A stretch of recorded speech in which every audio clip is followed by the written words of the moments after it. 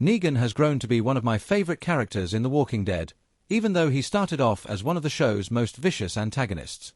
However, I think Dead City Season 2 would be the ideal opportunity to eliminate the former nemesis. It has always felt like Negan was living on borrowed time after surviving Rick cutting his throat in the Season 8 finale, yet he was able to turn his life around and make it to the conclusion of The Walking Dead Season 11. Although he did at least atone for some of the terrible things he had done, his ending in the original drama was bittersweet. Maggie agreed to try to go on despite her refusal to forgive him, which ultimately led to their difficult reunion in Dead City. The Walking Dead rivalry between Maggie and Negan was maintained in the spin-off series, and Jeffrey Dean Morgan's character was once again given a major role in the narrative, making him a key survivor. Even if Negan continues to be fascinating and contribute significantly to the plot in Season 2, his never-ending quest for atonement seems to have just one possible conclusion, which is why I believe Dead City should take the unimaginable. Maggie agreed to try to go on despite her refusal to forgive him, which ultimately led to their difficult reunion in Dead City. The Walking Dead rivalry between Maggie and Negan was maintained in the spin-off series, and Jeffrey Dean Morgan's character was once again given a major role in the narrative, making him a key survivor. Even if Negan continues to be fascinating and contribute significantly to the plot in Season 2, his never-ending quest for atonement seems to have just one possible conclusion, which is why I believe Dead City should take the unimaginable.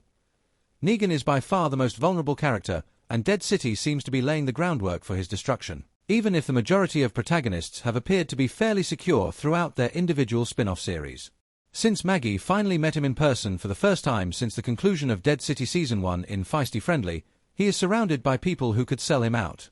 The Dama and the Croat could also turn on Negan at any point.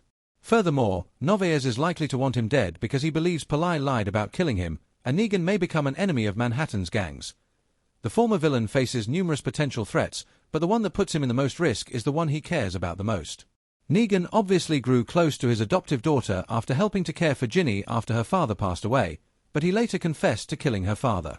He made things worse by telling Ginny that taking care of her was merely a burden he had to repay, permanently harming their connection and leaving the teen feeling vindictive. In the TV realm, viewers would imagine Negan dying valiantly while surrounded by the main cast members, but dying at Ginny's hands is far more poetic.